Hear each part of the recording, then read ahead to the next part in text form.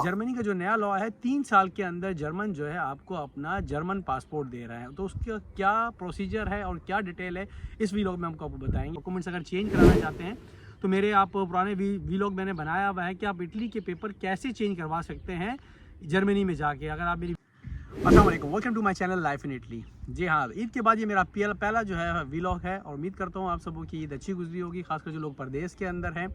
जो आप सबों को एक दफ़ा फिर ईद मुबारक। तो ये वीलॉग बनाने का मकसद है कि गुड न्यूज़ की मैंने कहा आप लोगों से शेयर करें। जो लोग पाकिस्तान से आना चाहते हैं और जो लोग यूरोप के किसी भी मुल्क के अंदर मौजूद हैं, तो मैं उन लोगों को ये बताऊं कि जर्मनी के अंदर एक नया लॉ आया है और मैं इस बारे में आप सबों को बताऊं। जो लोग इटली में रहते हैं उनके लिए भी और जो लोग आगे पीछे यूरोप में भी हैं तो उनको मैं बताऊं कि जर्मनी का जो नया लॉ है 3 साल के अंदर जर्मन जो है आपको अपना जर्मन पासपोर्ट दे रहा है। तो उसका क्या प्रोसीजर है और क्या डिटेल है इस वीलॉग में आपको बताएंगे। अगर आप मेरे चैनल पर न्यू है तो मेरे चैनल को सब्सक्राइब करें, लाइक करें और शेयर लाजमी करें। तो चलते हैं अपने टॉपिक पे।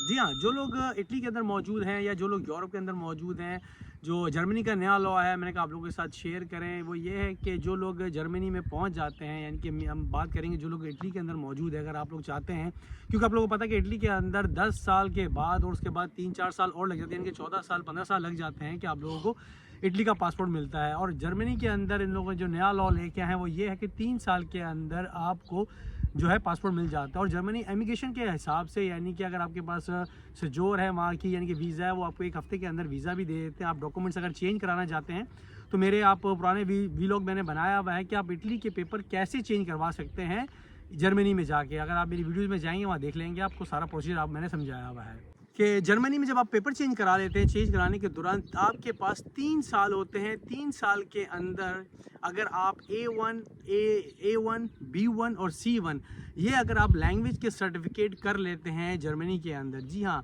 A1 सर्टिफिकेट यानी कि हम आध हुए जो हमारे यहाँ पर होता है इटली के अंदर, A1, B1 और C1 अगर आप ये सर्टिफिकेट लैंग्वेज के कर लेते हैं तो जर्मनी जो है आपको 3 यानी कि आप एलिजिबल हो जाते हैं। 3 साल के अंदर आप जर्मनी का पासपोर्ट ले सकते हैं।